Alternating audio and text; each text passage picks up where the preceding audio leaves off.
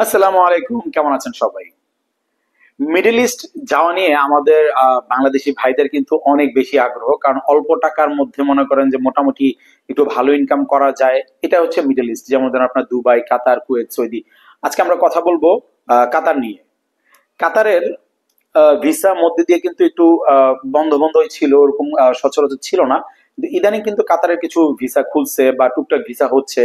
যেমন আমার জানা মতে বর্তমানে কিছু আছে, যেটা হচ্ছে আপনার কাতারের খেজুর প্যাকিং এর কিছু ভিসা আছে, যে আপনার ওখানে গিয়ে আপনার খেজুরের প্যাকিং এর কাজ বা প্যাকেজিং এর যে কাজগুলা, এরকম কিছু ভিসা আছে। একেবারে যে বন্ধ তাও না। সো আপনারা চাইলে কিন্তু ট্রাই করে দেখতে পারেন, যারা মিডল ইস্টে যাওয়ার জন্য ট্রাই করতেছেন, যারা দুবাই যাওয়ার জন্য ট্রাই করতেছেন কিন্তু দুবাই হচ্ছে না, সৌদির জন্য ট্রাই করতেছেন, ওরকম ভালো ভিসা পাচ্ছেন না, আপনারা ট্রাই করে দেখতে পারেন কাতারের ভিসাটা। আর মোটামুটি স্যালারি একবারে খারাপ না, বাংলা টাকার প্রায় 45-50 মতো স্যালারি পরে। সো আপনারা ট্রাই করে দেখতে পারেন।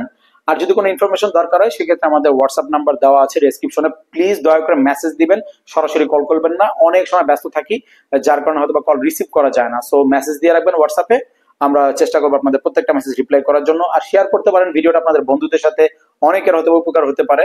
আর যারা সাবস্ক্রাইবার আছেন তাদেরকে ধন্যবাদ, আর যারা সাবস্ক্রাইব করেনি দয়া করে সাবস্ক্রাইব করে দিবেন। দেখা হবে ইনশাআল্লাহ আগামী ভিডিওতে অন্য কোনো দেশ নিয়ে, অন্য কোনো টপিক নিয়ে। আল্লাহ হাফেজ।